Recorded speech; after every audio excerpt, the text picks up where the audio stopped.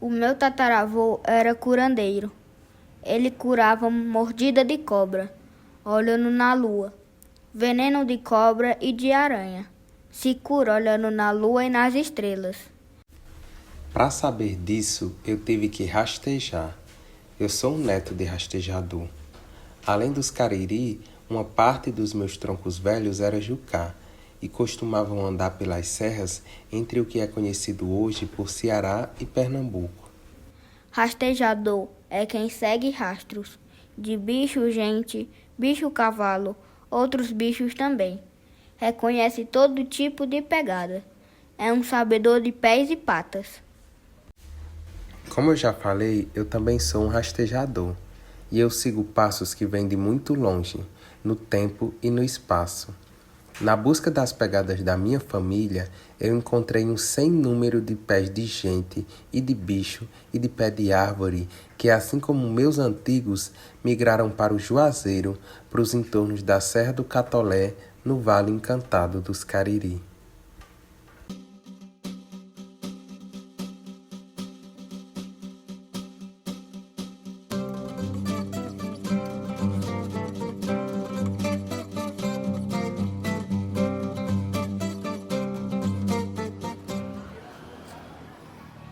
Isso.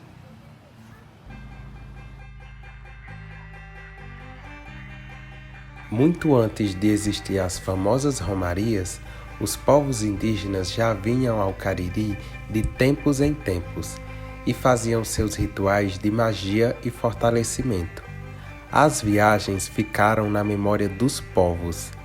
A memória alimenta até hoje o direito de regressar. Tem povo que já retorna há uns 100 anos. Madrinha Dodô combinou com meu padrinho e desde então os Pancararu puderam regressar. Depois outros foram voltando. Eles ficaram confundidos na massa conhecida como romeiros. Minha avó dizia que Juazeiro tem encanto. É um pedaço do céu. Realmente é um céu. Poder imaginar um lugar em que a fome, a miséria e a escravidão fossem rendidas. Hoje vou mostrar uma história de teimosia e esperança construída por muita gente. É o que algumas pessoas chamam de fé. Somos Zé Joaquim, Mãe Gena, Padim João, Piedade, Edson, Joedson, Clara, Iara, Ana, Rafael, Arthur, Uriel e muito mais. Gerações frutos da migração de Palmeira dos Índios em Alagoas para o Vale Encantado dos Cariri, aos pés do pé de tambor.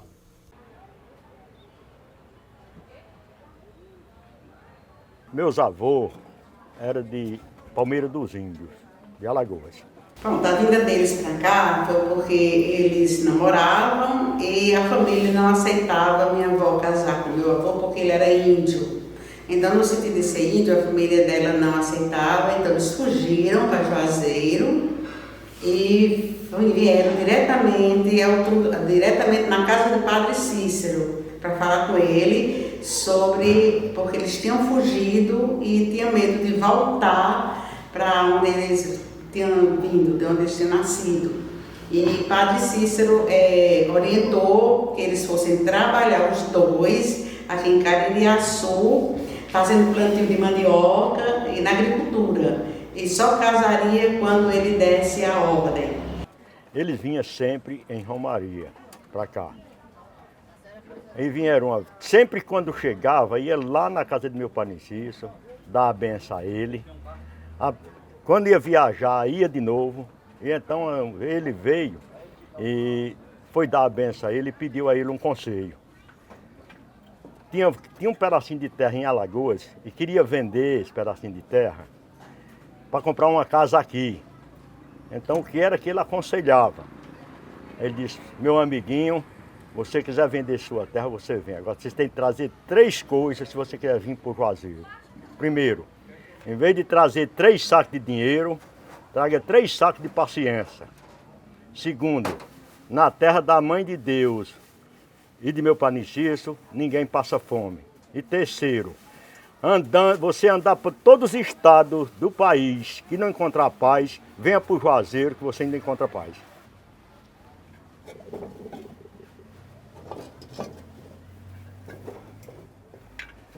Pai, mãe Gena tinha uma quartinha dessa, né?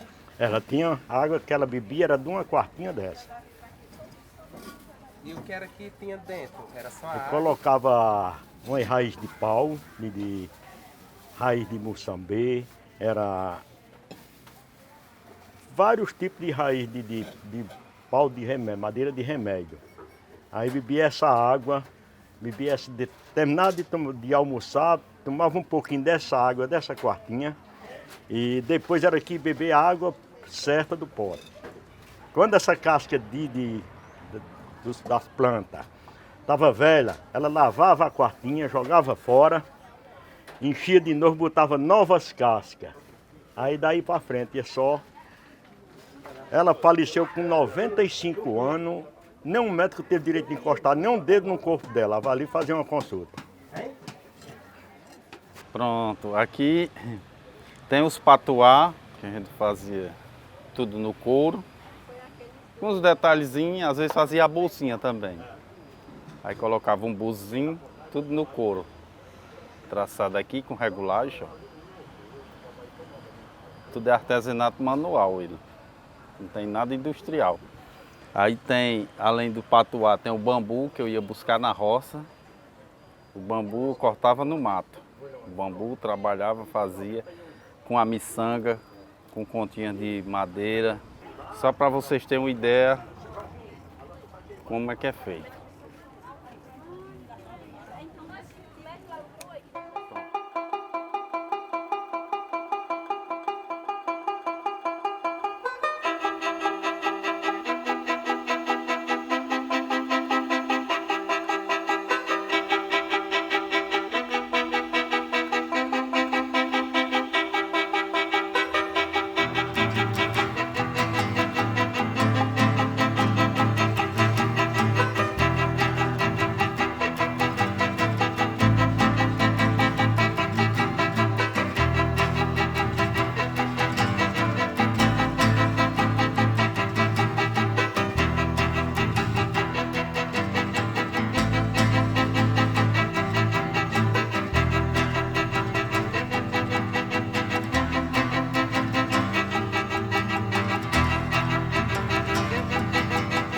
Feito o chaveiro.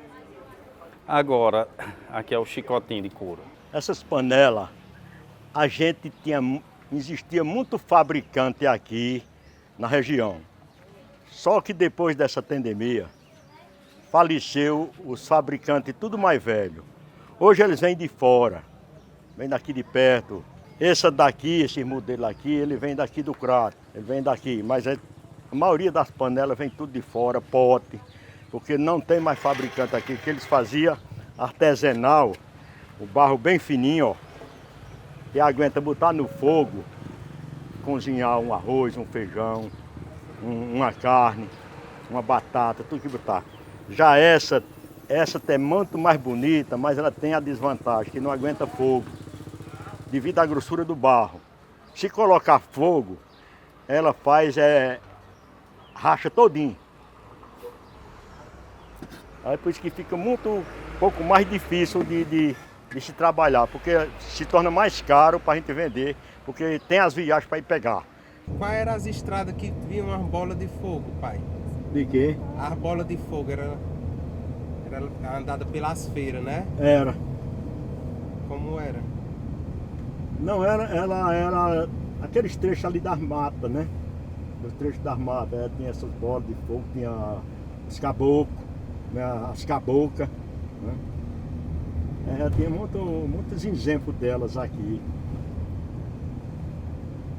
O senhor lembra de algum? Bom, a gente ouvia sempre, às vezes os caçadores, tinha caçador que ele tinha que levar, para poder atrair a caça, ele tinha que levar um pedacinho de fumo, chegava lá em cima de uma pedrinha, botava e se sumia. Aí quando os caçadores não levavam, se esquecia de levar, aí os cachorros ganhavam na peia. E não sabia de onde era que estavam batendo. E eles os gritos. Aí teve um dia que um cidadão levava um caçador. Sempre quando ele ia, ele trazia uma caça. Não tinha jeito, não vinha só com a espingarda não, né? Aí quando foi um dia, a mulher viu ele fazendo um mingau, um anguzinho de milho, e levava um pedacinho de fumo. A mulher ficou com ciúme. Onde é que esse homem tá levando esse angu de milho? Aí foi e botou pimenta no angu de milho, né? Escondido dele. E ele foi e botou lá. Aí quando entrou no mato para começar a caçar, aí só viu faz cipuada, mas foi peia, e ele abriu na carreira. Elas são encantadas. Ninguém vê. Na época que foi feita a reportagem, eu era administrador de lá. Durante todo o ano, milhares de fiéis vão até lá para rezar e cumprir promessas. Veja agora com exclusividade esse santuário nordestino por dentro. O terceiro maior monumento do mundo está aqui em Juazeiro do Norte, é a estátua do Padre Cícero Romão Batista. Ela foi construída em novembro de 1969. Pesa 500 toneladas, mede 25 metros de comprimento e só o chapéu é maior do que um Volkswagen. Nós vamos conhecer o monumento ao Padre Cícero, o terceiro maior do mundo, por dentro. Zé Joaquim, que é o responsável aqui pelo monumento há muitos anos, ele vai abrir aqui a parte traseira do monumento. E nós vamos entrar e vamos sair lá na cabeça do Padre Cícero. Nós estamos dentro do monumento, é realmente muito bonito. Para chegar até o topo são várias escadas. Vamos tentar escalar esses 25 metros, hein? É imprensado, mas vamos ver se a gente consegue chegar. Tem muita abelha italiana, nós estamos com medo de ferroada, porque as abelhas de vez em quando fazem morada aqui. O Joaquim, que é o zelador aqui do monumento, tentando espantar as abelhas, para que a gente possa chegar até a cabeça do Padre Cícero. Nós estamos na cabeça do Padre Cícero. Vamos lá? Aqui cheio de facho de mel. Bom, vamos tentar chegar aqui. Nós finalmente estamos aqui no topo da cabeça do Padre Cícero. Foi uma experiência incrível e a visão daqui realmente é sensacional. Daqui o Padre Cícero abençoa todos os seus fiéis e lá embaixo, Juazeiro do Norte, a cidade que ele ajudou a construir. Ele fundou, veio para cá e aqui faleceu. De Juazeiro, Roberto Bulhões, aqui, agora. Era entrar. Depois que entrar aqui, não tem hora de sair não.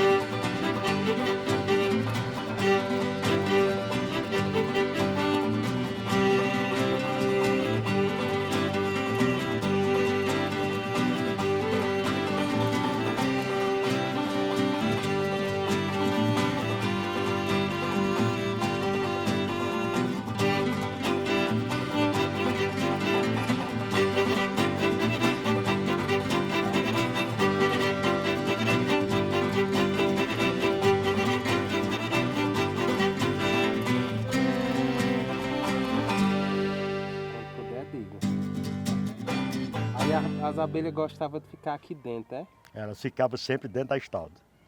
Tinha muito mel? Não, nunca tinha mel, porque sempre de 2, 3 meses queimava a lâmpada e eu vinha trocar, aí eu desmanchava as casas dela. Não tinha condições de fazer mel, porque sempre eu vinha fazer manutenção dela e através da manutenção, quando elas começavam, eu tirava. E quando tinha, a gente escutava aqui e ouvia o barulho delas. Botava aqui e eu ia lá dentro. Chegasse, botasse a cabeça aqui nessa brecha do cofre, ouvia o barulho delas lá dentro.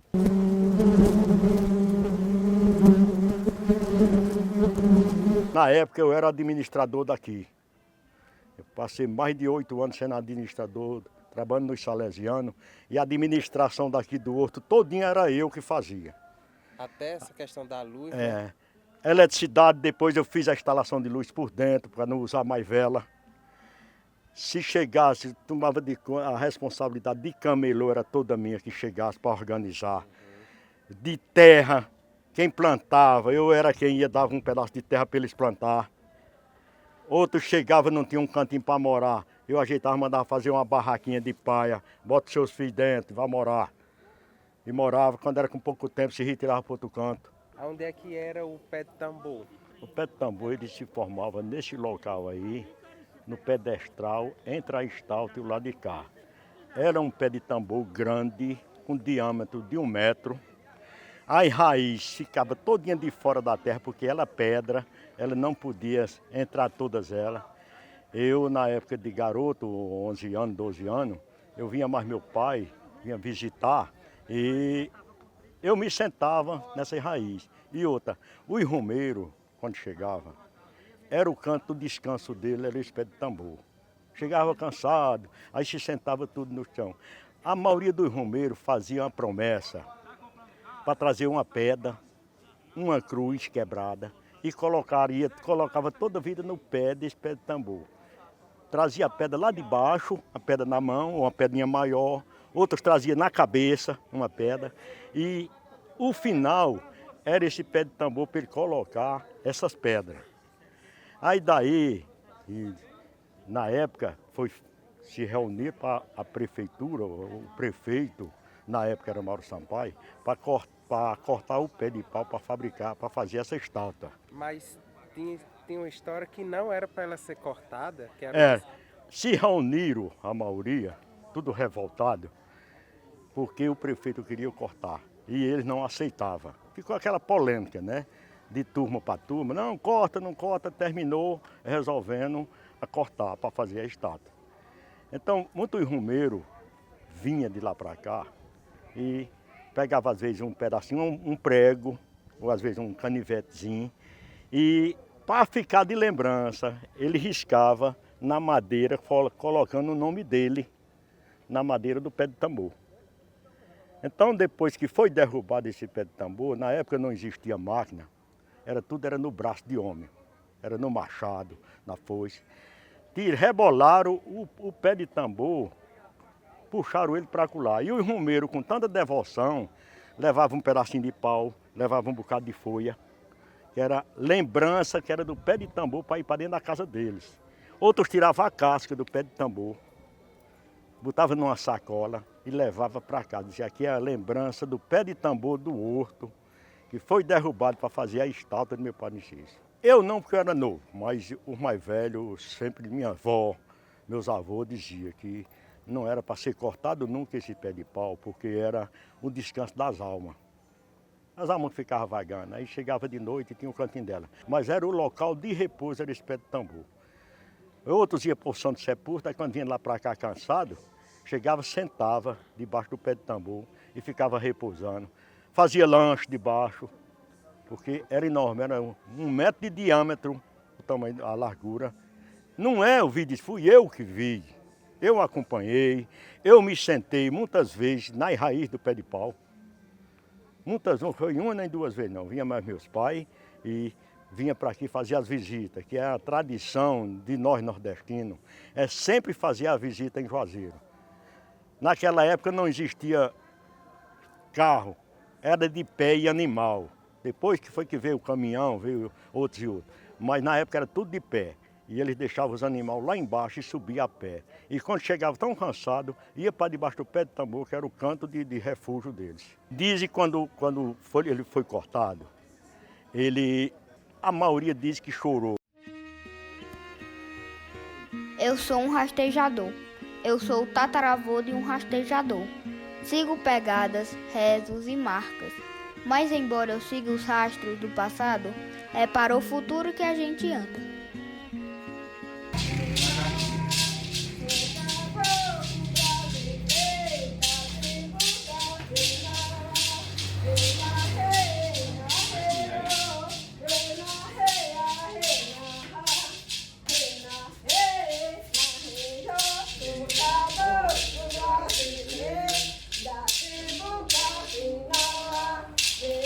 Hey,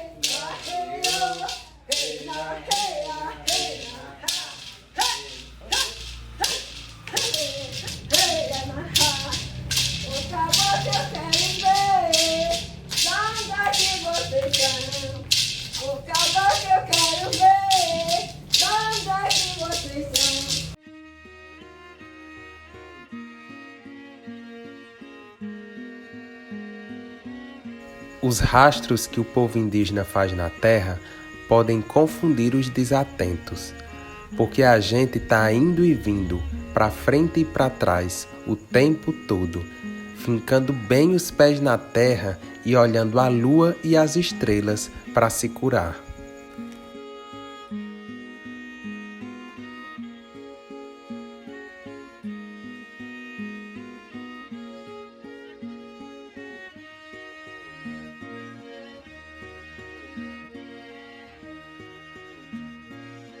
É por isso que a gente está se juntando com os pés na terra e olhos no céu. Formamos a Organização dos Povos Indígenas da Serra do Catolé. Mas isso é assunto para outro episódio.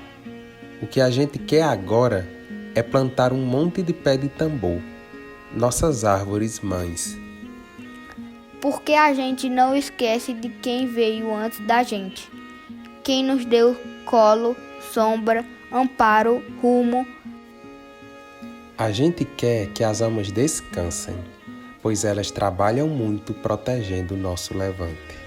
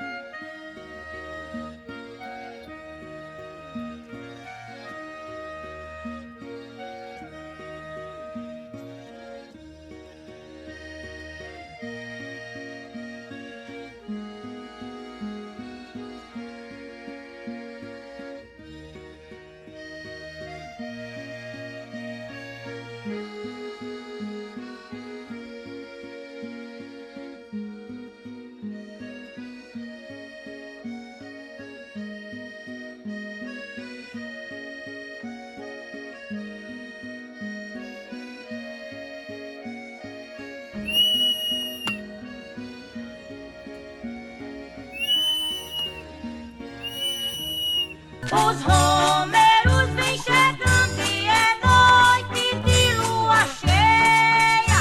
Os romeros vêm chegando e é noite de lua cheia. Valei-me meu padrinho, Cici, a mãe de Deus da candeia. Valei-me meu padrinho, Cici, a mãe de Deus da candeia.